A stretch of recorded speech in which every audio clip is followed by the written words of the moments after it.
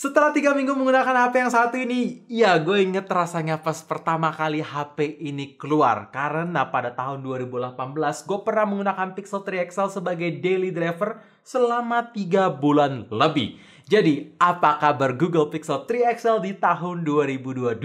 Apakah makin layak dibeli? Apalagi harga yang ditawarkan udah di 2,6 juta. Well, gue mau kasih tahu 6 alasan kenapa HP ini masih worth it beserta 6 antisipasi yang harus kalian ketahui sebelum membeli HP yang satu ini. So, welcome back to UpToDate IDN Channel. Nama gue Greg dan langsung aja, let's check it out.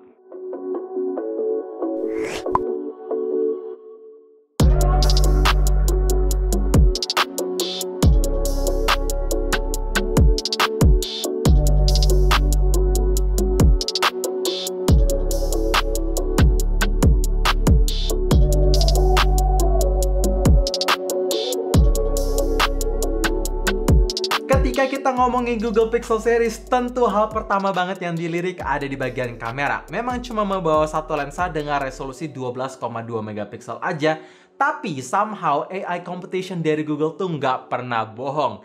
Yes, dalam keadaan kondisi daylight, warna yang ditangkap bagus. Ya memang walaupun HDR-nya agak naik pol, apalagi ketika kalian nyalain fitur HDR+, tapi dalam segi detailnya tajam, highlightnya berasa banget, shadow ini tangkap bagus, dan ini buat kalian yang suka langsung post di Instagram atau sosial manapun, gak perlu lagi ribet-ribet edit di aplikasi third party. Ya karena bener-bener eye pleasing.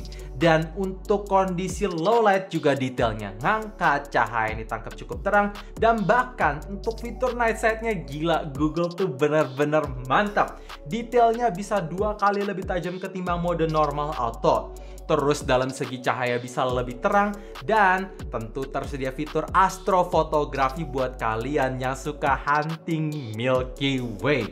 Iya, jadi nggak perlu stacking, tinggal taruh di tripod, terus tinggal capture aja. Karena si astrofotografinya itu akan otomatis nyala ketika dia baca kondisi sekeliling tuh nyaris no light.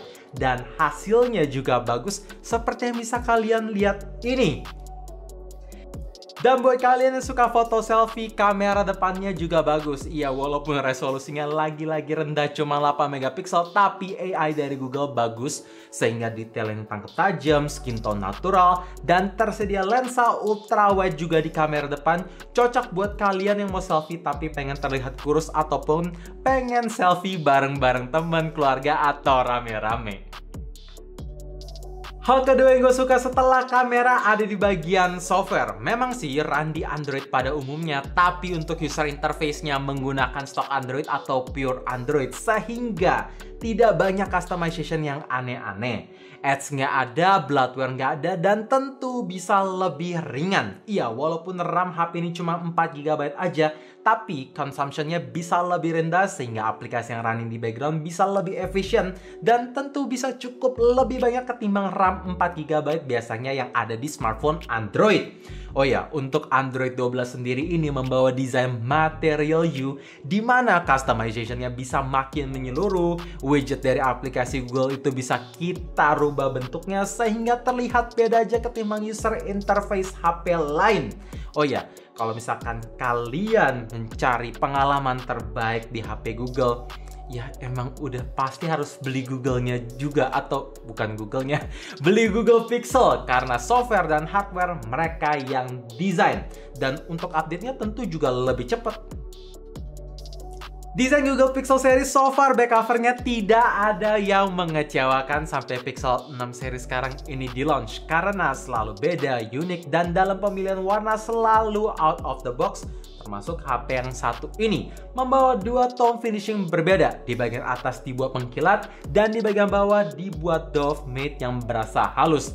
Ya, untuk pertama kalinya gue pegang warna hitam. Surprisingly, ini terlihat cakep, stealth, minimalis, dan keren juga. Walaupun memang dengan desain sekeren ini, bodinya tuh cukup rentan dengan baretan. Make sure dipakein case, walaupun ada Corning Gorilla Glass 5 protection, tapi lebih baik aman aja dipakein casing. Dan untuk frame terbuat dari metal, sehingga feelsnya solid, premium, dan berasa mahal. Oh ya, dalam segi bobot, ini seringan 183 gram aja dan setipis 7,99 mm yang oke lah ya. Oh ya, buat kalian yang mungkin belum pernah pakai Pixel 3 series terus pengen beli atau udah beli dan bertanya, Bang, emang tombolnya itu sekeras ini ya?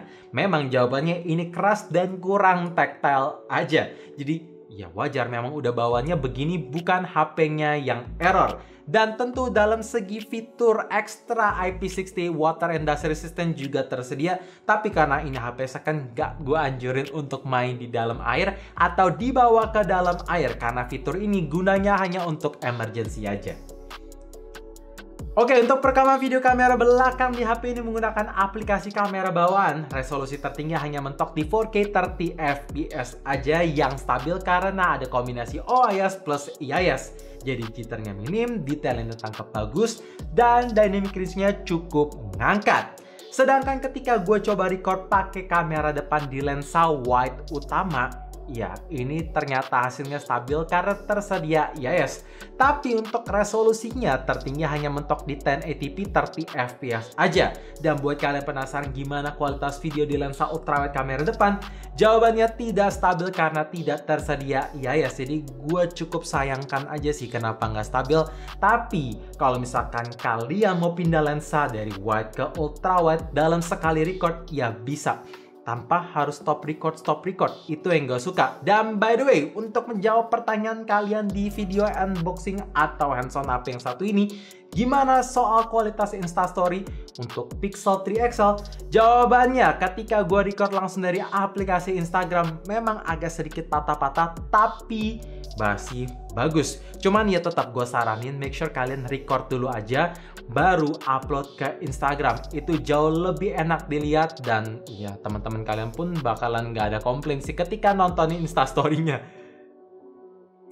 Untuk kecepatan charging di HP ini udah support di 18 watt fast charging yang oke lah, karena kapasitas baterai yang dikasih belum nyampe 4000 mAh, jadi masih tergolong kecil. Ya, ketika gue coba ngecharge dari angka 10 sampai 100%, dibiarin ngecharge pada semestinya, cuma makan waktu 1 jam 12 menit. Oh ya, by the way, ada satu fitur yang gue suka, yaitu wireless charging tersedia di HP ini yang support sampai 10 watt. Cuma dengan catatan begini, kalau misalkan kalian pengen ngecharge wireless charging di 10 watt, itu harus beli Pixel Stand atau third party yang dapat license dari Google. Kalau misalkan nggak support atau nggak dapat license dari Google, hanya support di 5 watt. Cuman menurut gue itu masih nggak apa-apa, karena buat kalian yang suka tinggal ngecharge dari malam sampai pagi atau dibiarin tidur, itu akan sangat kepake karena charge-nya lambat, otomatis tidak bikin HP overcharge.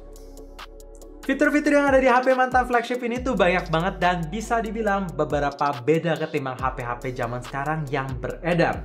Pertama, tersedia fitur Squeeze for Assistant, dimana ketika kalian mau trigger Google Assistant nggak perlu ngomongin komen ini.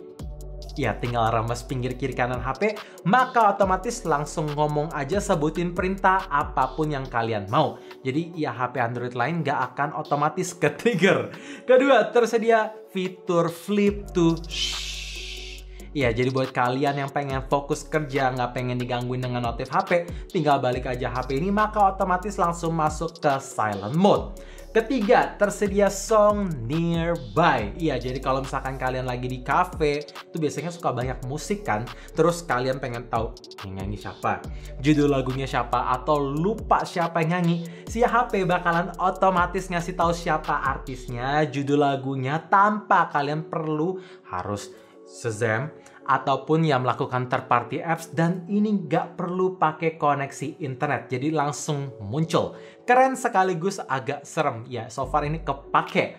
Keempat, tersedia fitur NFC atau Near Field Communication yang makin kesini tentu makin kepake untuk ngecek saldo e-money sampai top up saldo e-money. Terakhir, untuk kualitas stereo speakernya ini bagus karena berbobot, nggak kopong, suaranya pun kenceng dan overall nyaris balance. Jadi buat kalian penasaran gimana sound quality HP ini, Langsung, gue pasang musik di volume 100%.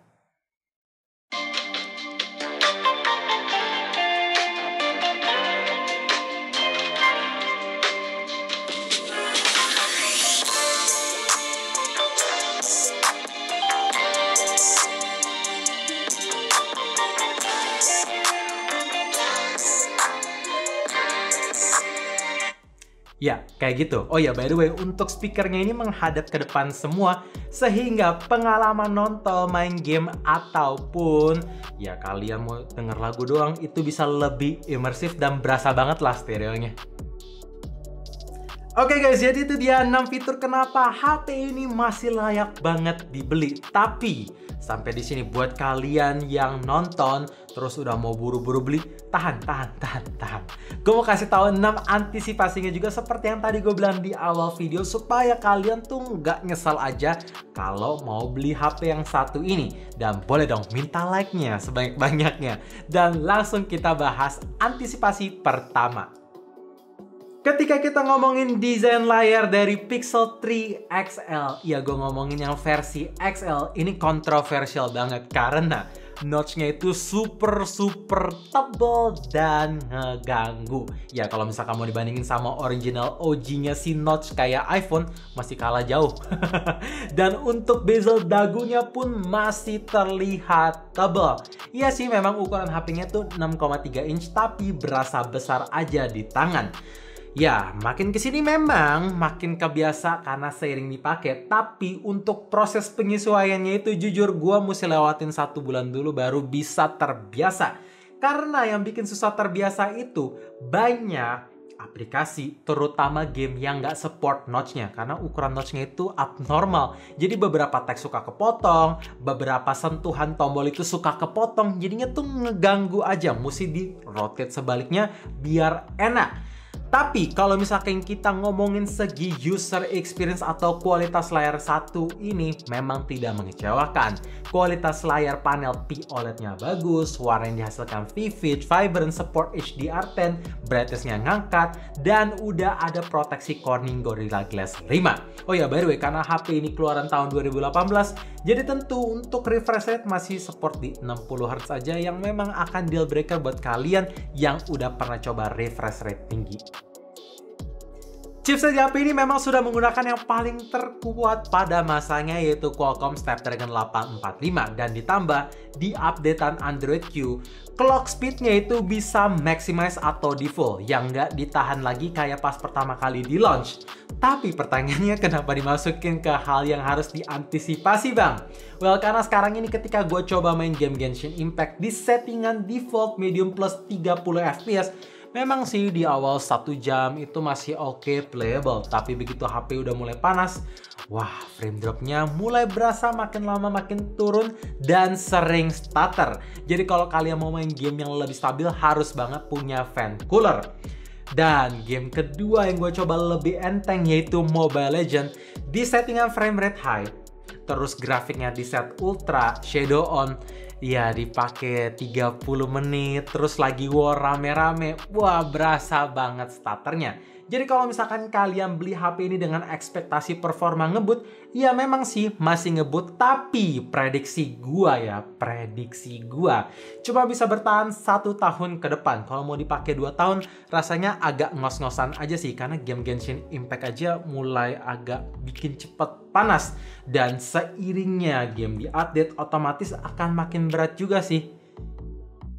Bang, gimana soal ketahanan baterai HP ini? Well, untuk kapasitas baterai 3430 mAh yang ada di HP ini tuh rasanya kurang awet. Mungkin memang dari efek battery health juga, karena HP second otomatis sudah melalui lifespan yang cukup panjang, mengingat HP ini keluaran tahun 2018. Kebetulan unit yang sekarang gue pegang ini punya battery health di 83%. Jadi ketika gue pakai untuk Mobile Legends 50%, nonton YouTube 40%, dan 10% untuk scrolling Instagram menggunakan koneksi seluler data, cuma dapat screen on time 4 jam 4 menit. Kenapa pakai mobile data bang? Karena jawabannya nggak semua orang bisa connect wifi kapan aja di mana aja. Ya, kebanyakan orang itu harus kerja mobile dan mengandalkan seluler data tentunya.